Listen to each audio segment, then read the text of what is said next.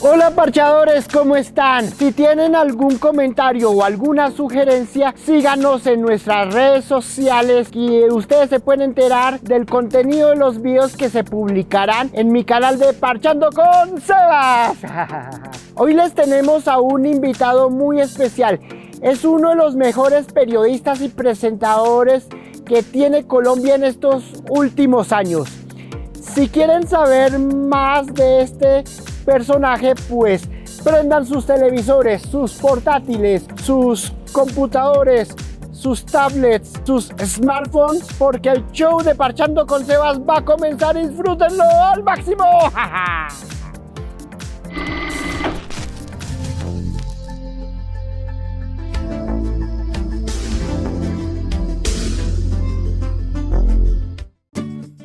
La empanada, el de queso. Vengan y disfruten de este corrientazo por tan solo 5,000 pesos. Necesito irme en un Renault 4 y escucharé Presunto Podcast mientras veré los programas de Mesa Capital y En órbita.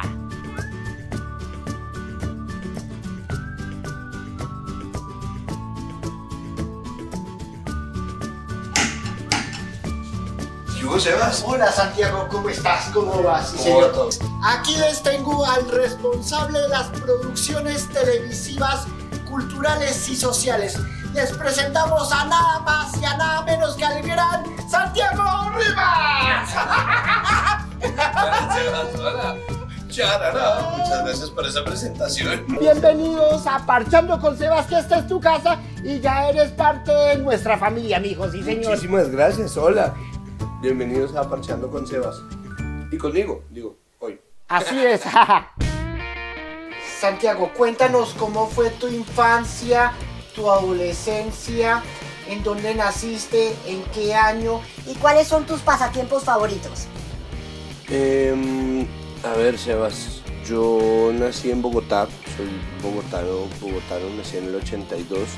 Tuve una infancia que yo recuerdo como muy feliz, sin mayores sobresaltos y sin mayor exceso de nada, ni exceso de carencia, ni exceso de abundancia.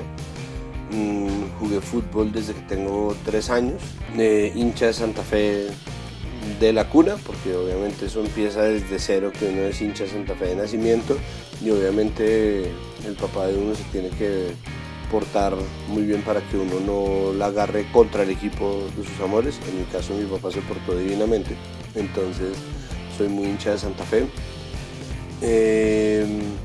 No sé, siempre fui un niño como respondón sobre todo, pero también muy participador en clase. Siempre fui buen estudiante, y de adolescente tuve mi etapa muy darky,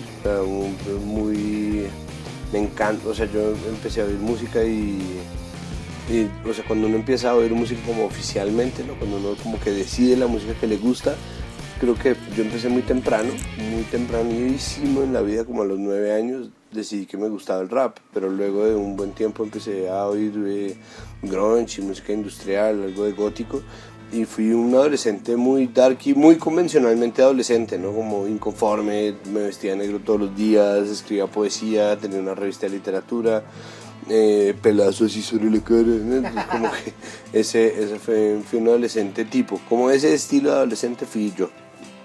Grupo de teatro, bueno, hice toda la vuelta artistoide. Y luego, antes de eso, yo había decidido como a los 11 años que iba a estudiar artes plásticas. En ese momento se llamaba Bellas Artes, pero cuando yo tenía 18 ya se llamaba Artes Plásticas, y bueno, eso fue lo que hice. Entonces, eso es como un recuento de mi infancia y adolescencia. Uy, bacano, Santiago. Y mis hobbies, pues yo creo que mi hobby es jugar fútbol y jugar PlayStation, colecciono vinilos y llamo a eso mis hobbies porque yo tengo muchas otras actividades, pero siempre he terminado monetizándolos o volviéndolos parte como de mi carrera. Lo digo porque pues, yo estudié una carrera relacionada con algo que siempre me gustó hacer, que fue dibujar y mirar libros de arte. O sea, fue una cosa que de verdad desde muy chiquito yo supe que quería y decidí irme por ese lado.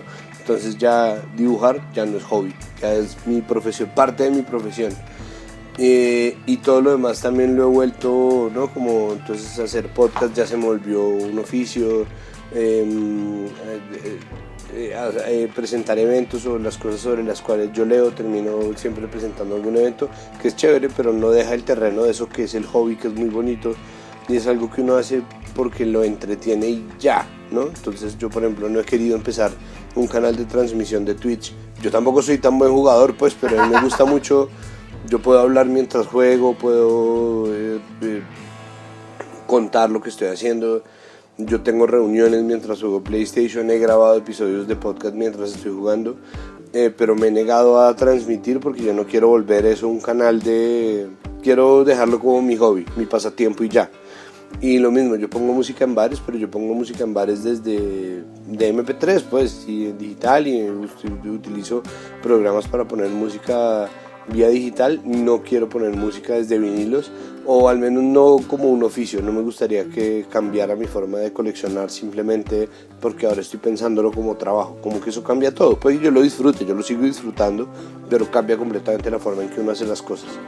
Ay, qué bueno que tengas esos buenos gustos, porque a mí me fascinan mucho los vinilos.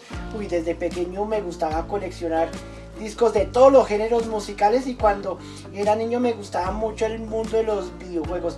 El mejor juego de la historia es Super Mario World de Super Nintendo. Es un juego de excelente calidad. Es buenísimo, pero mi favorito es Mario Kart de Super Nintendo. Ese también es. Uy, lo amo, bueno. me parece lo máximo. De hecho, yo tengo un Super Nintendo, pero se me dañó. Y he estado pensando incluso en conseguirme, pero solo para jugar Mario Kart, el Super Nintendo nuevo que venden.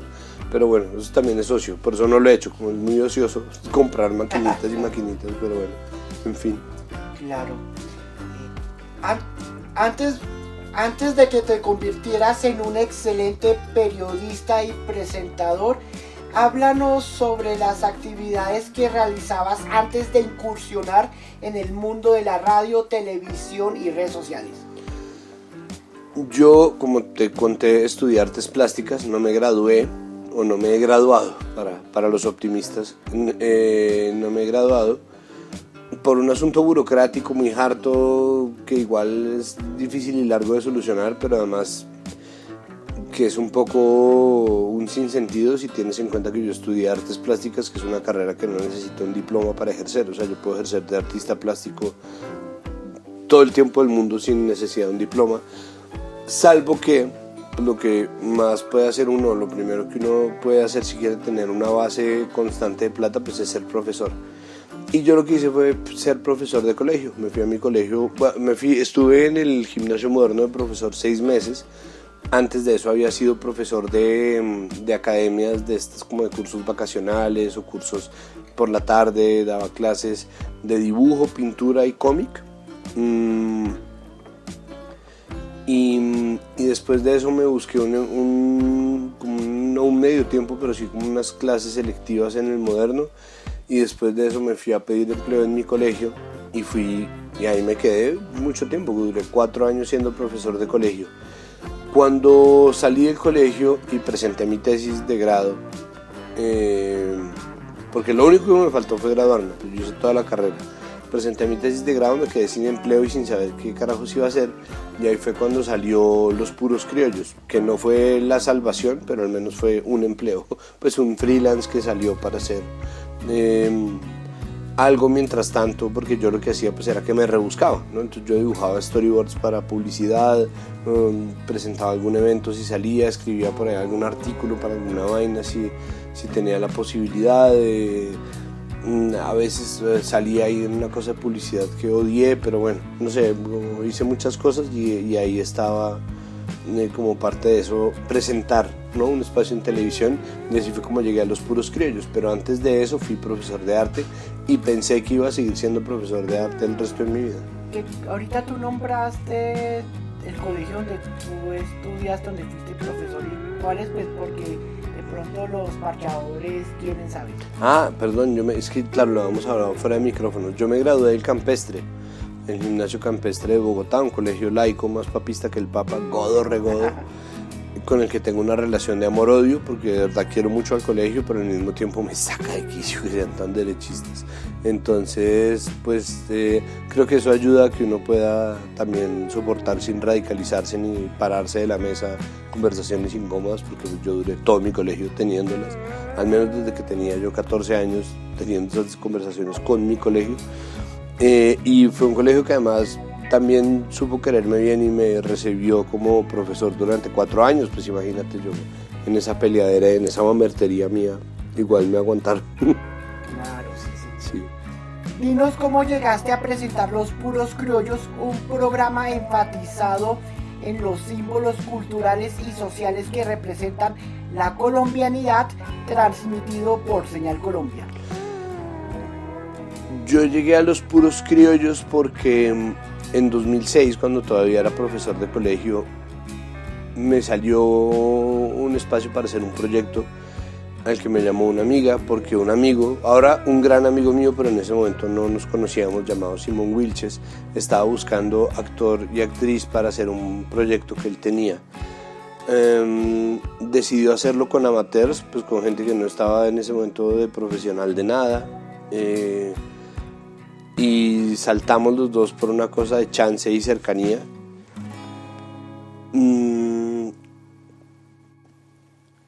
Yo había hecho eso era un videoblog viejísimo, duramos un año, un proyecto muy mal pagado, pero al mismo tiempo muy interesante y muy gratificante en la medida en que fue innovador. Pues fue un proyecto de los pioneros del videoblog en Colombia, y yo eso lo había dejado ahí porque, como yo te digo, yo soy muy rebuscador, como que las cosas que yo sé hacer trato de ponerlas al servicio de lo que era mi objetivo principal, que era poder pagar el arriendo, no como tener una vida independiente. Yo no quería vivir más con mis papás, yo no quería vivir nada. Entonces pues y no por nada, yo simplemente quería independencia económica. Para mí esa vaina era una obsesión desde que yo tenía 15 años. Entonces pues yo dije, pues voy a hacer todo lo que yo pueda. Y en esas pues me puse a hacer esa vaina. Yo he hecho 1000 trabajos freelance, malos, buenos, chimbos, idiotas, de los cuales me arrepiento y de los cuales no, la mayoría no, afortunadamente, pero bueno. Y Paro Diario pues había sido como una experiencia muy chévere, pero eso se había quedado como ahí. Y resulta que gracias a eso, unas amigas me recomendaron con Néstor Oliveros, el creador y director de Los Puros Criollos, que se acababa de ganar una convocatoria, que necesitaba pasar a una convocatoria un piloto del programa que a él se le había ocurrido. Esto era 2008, en junio de 2008.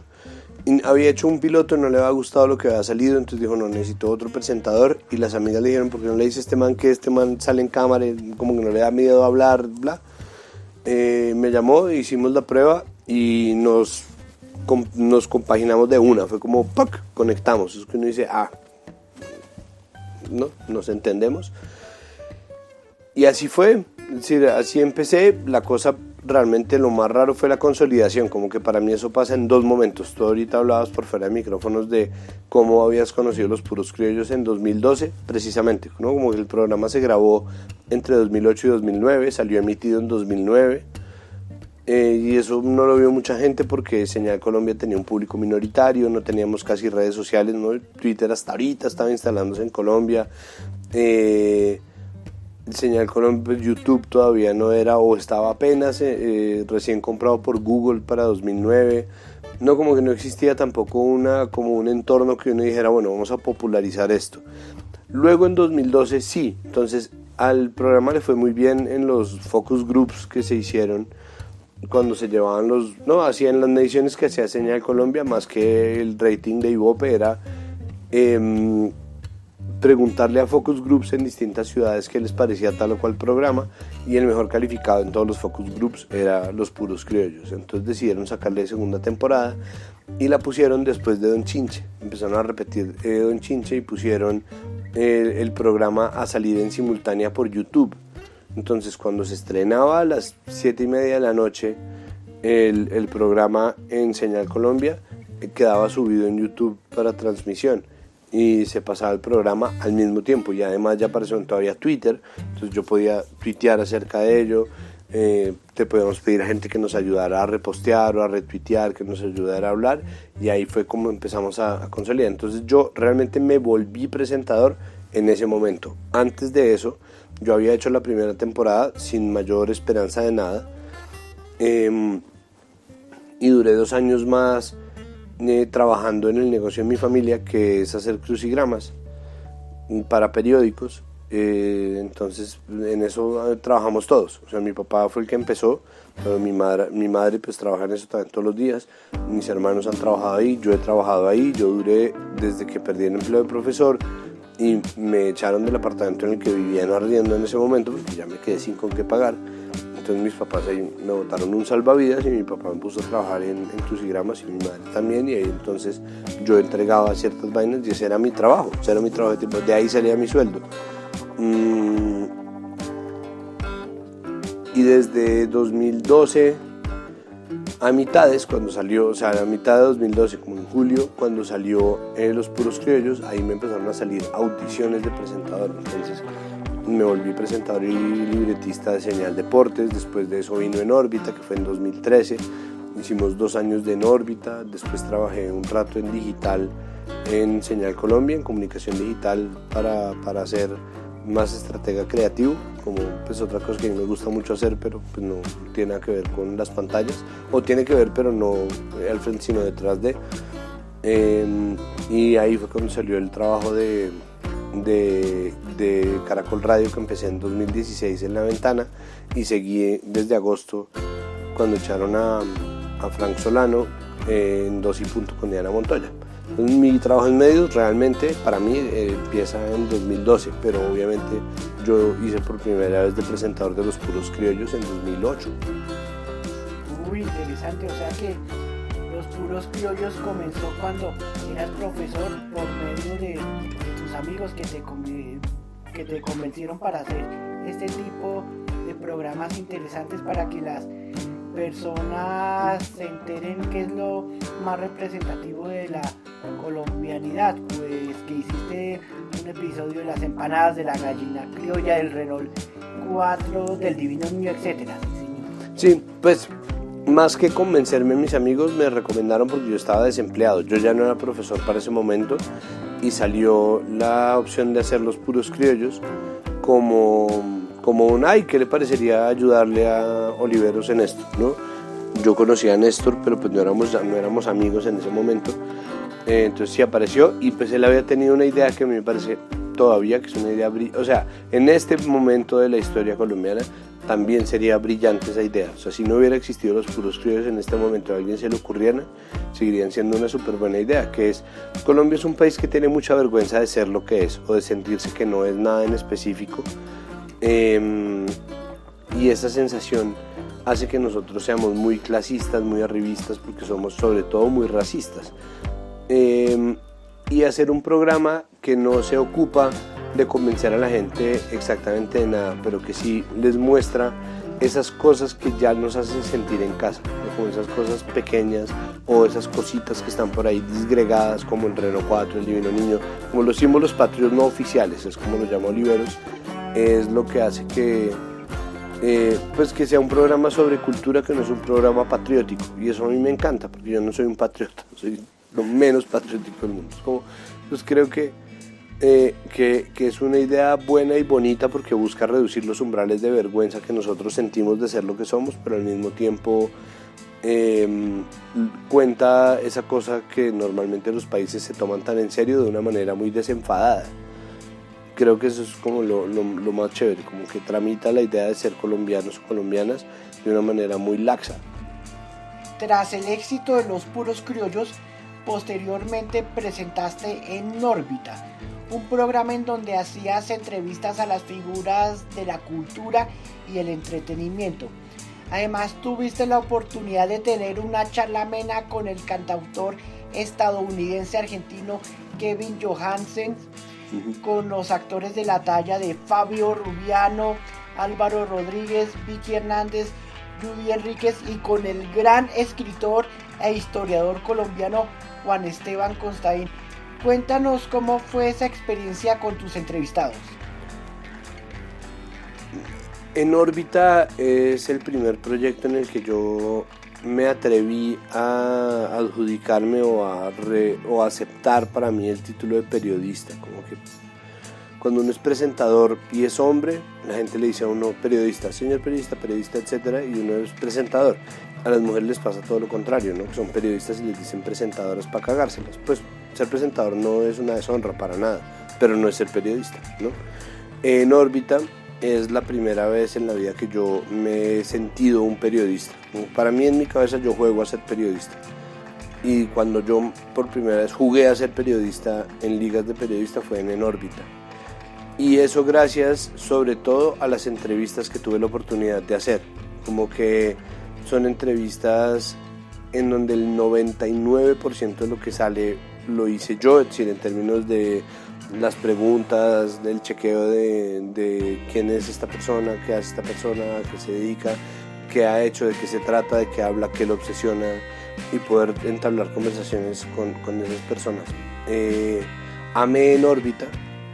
En órbita era un proyecto que a mí me parecía precioso, es decir, como que tenía un carácter muy bello y un enfoque muy bonito acerca de la cultura, que cambiaba un poco esa cosa acartonada, pero al mismo tiempo cambiaba la idea de una crítica implacable por la idea de documentar el entusiasmo de las personas a las que les gustan las manifestaciones culturales.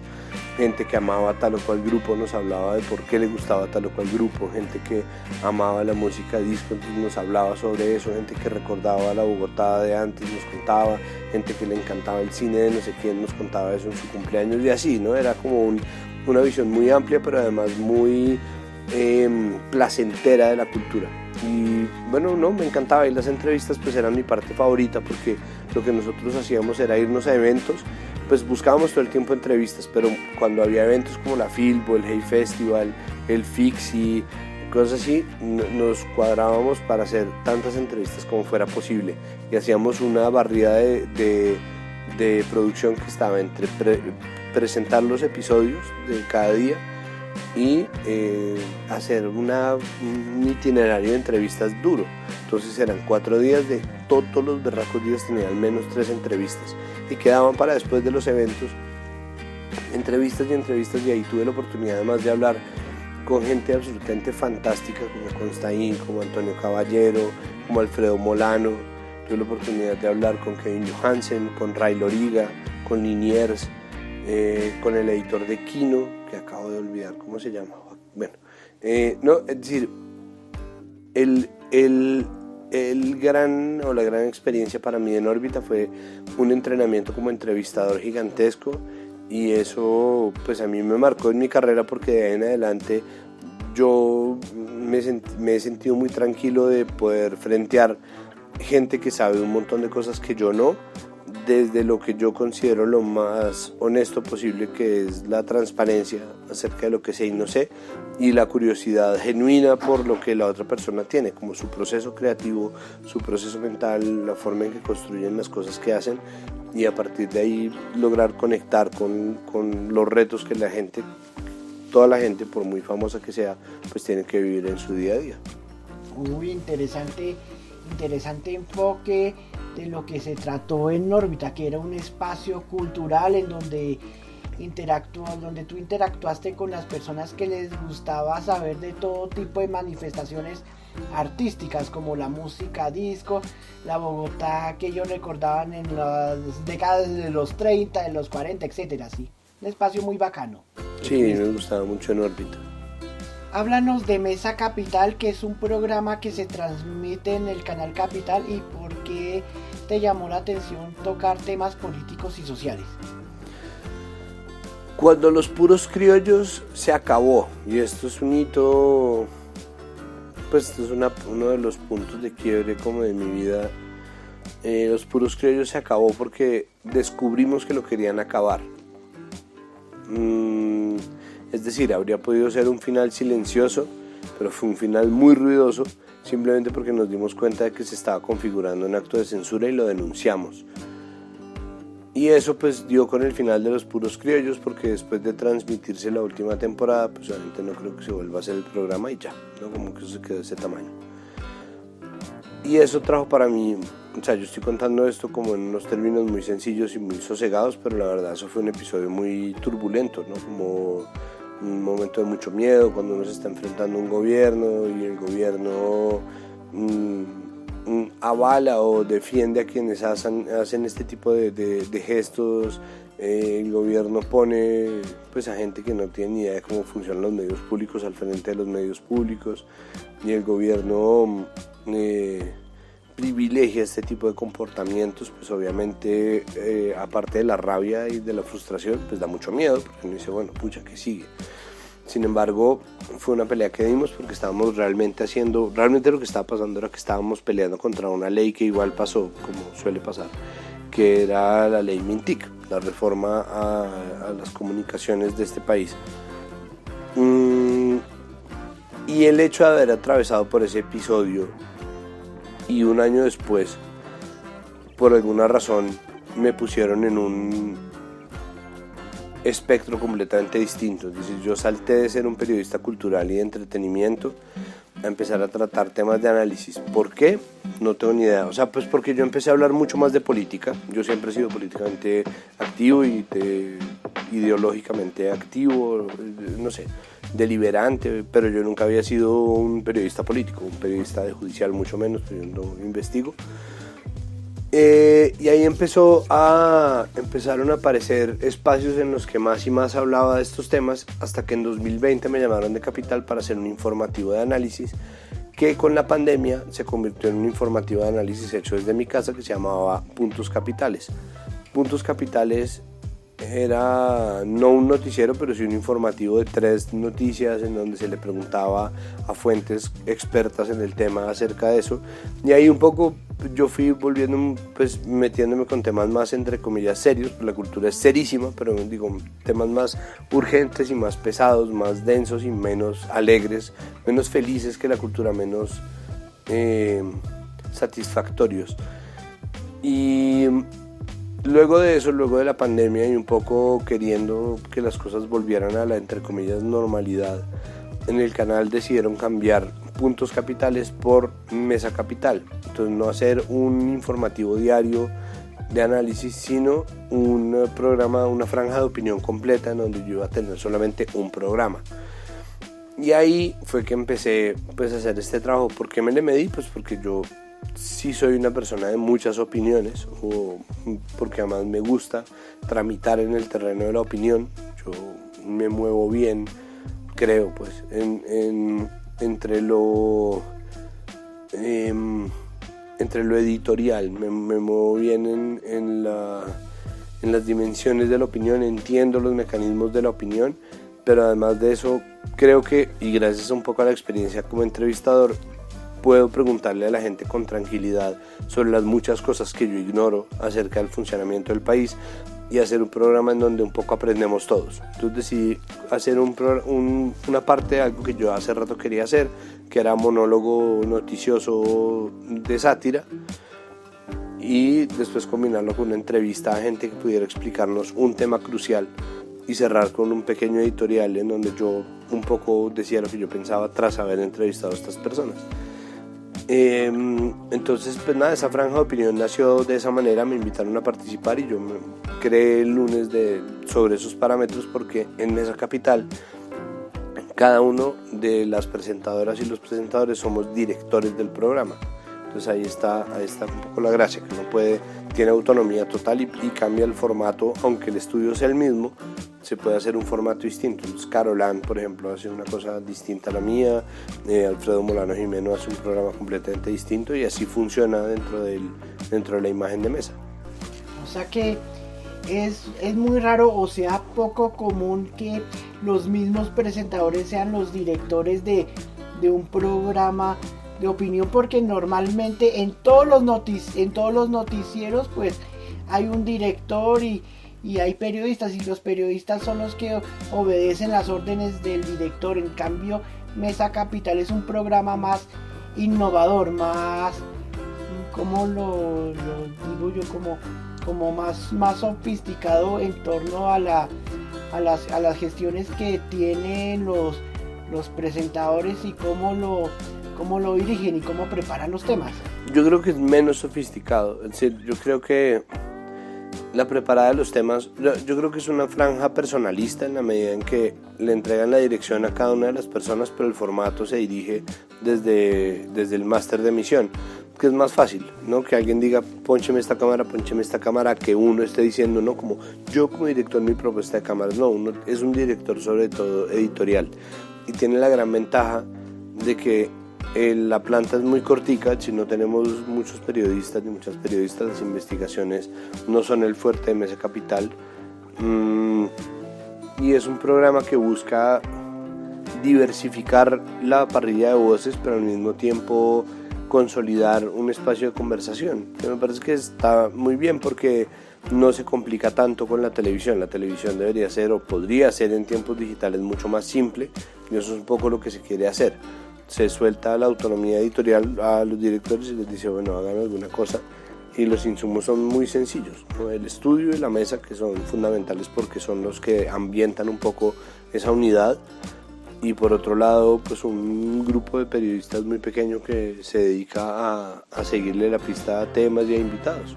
Santiago, los parchadores quieren saber de qué se trata el podcast que estás conduciendo, que se titula Presunto Podcast, y ¿hace cuánto tiempo estás metido en este proyecto?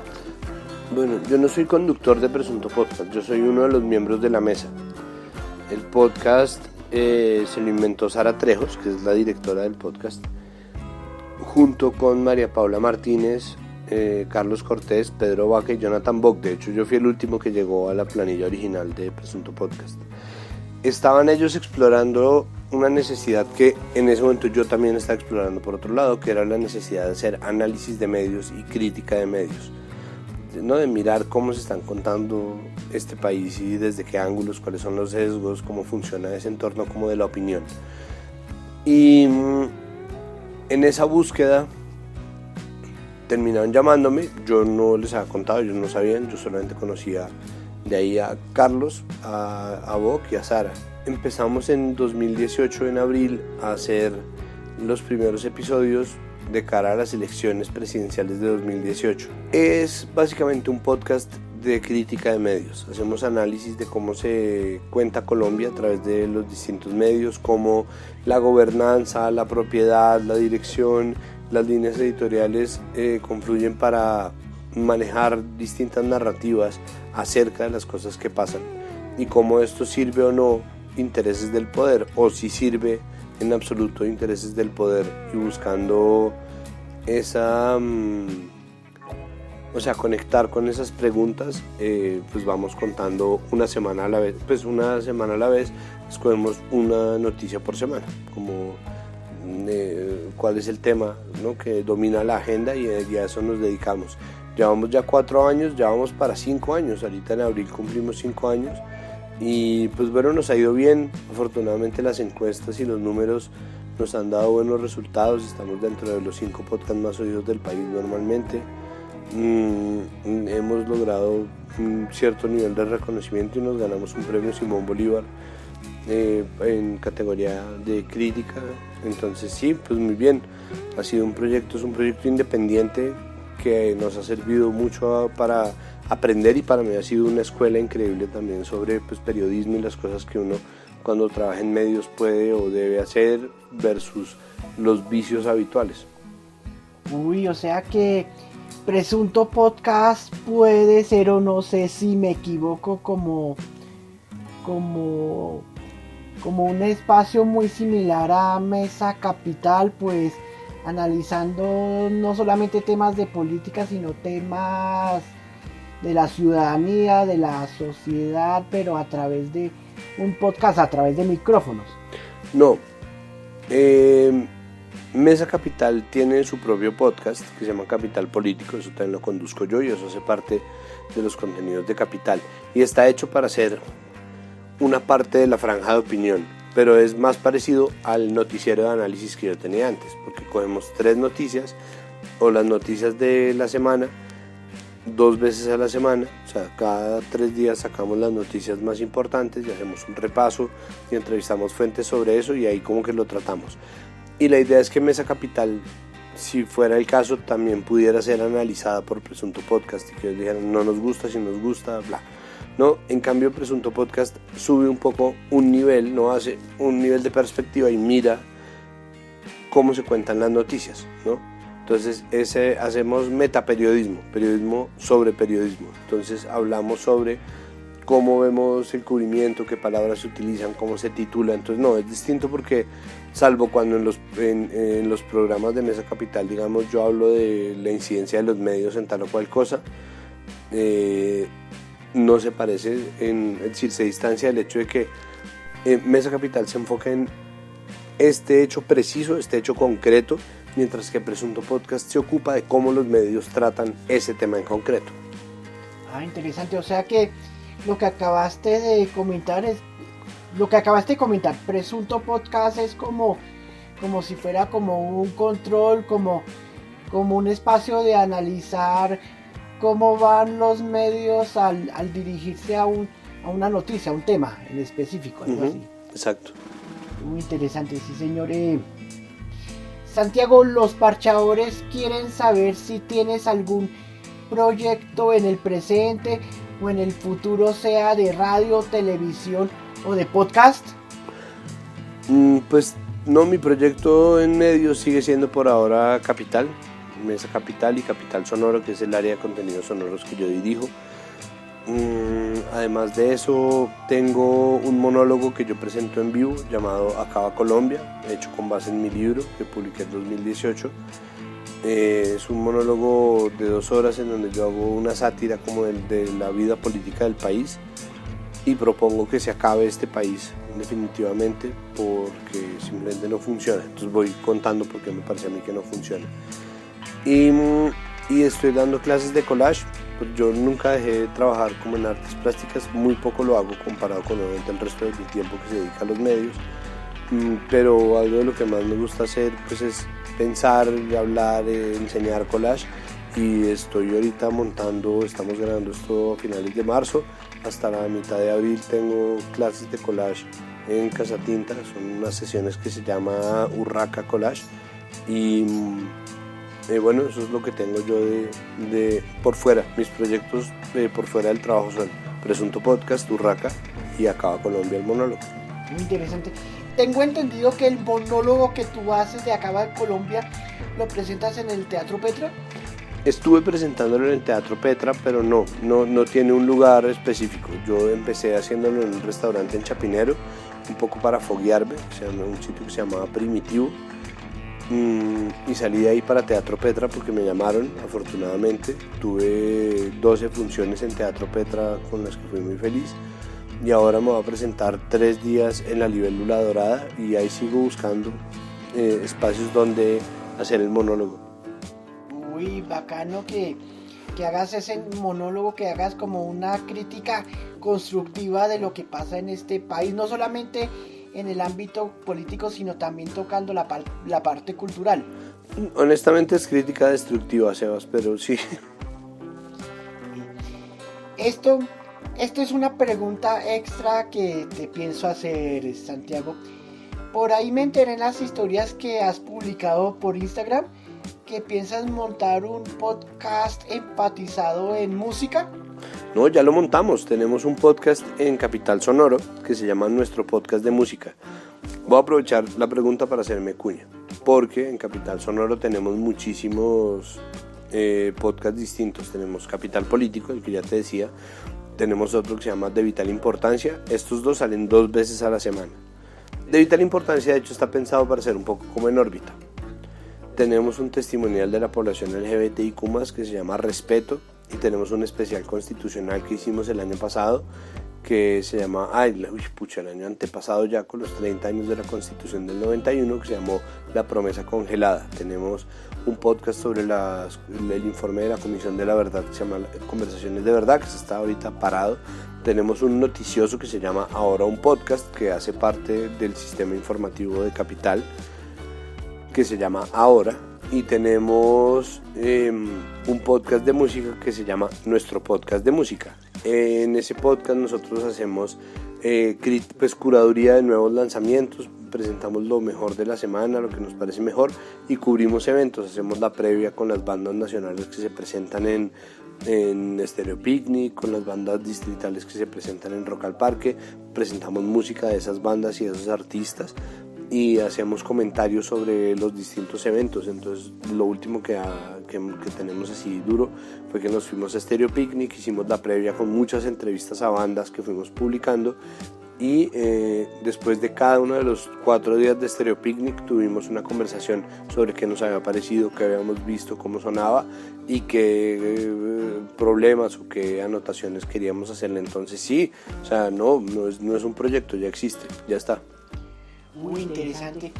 Bueno, Santiago, se nos acabó el tiempo, pues te cuento que tú eres un periodista versátil.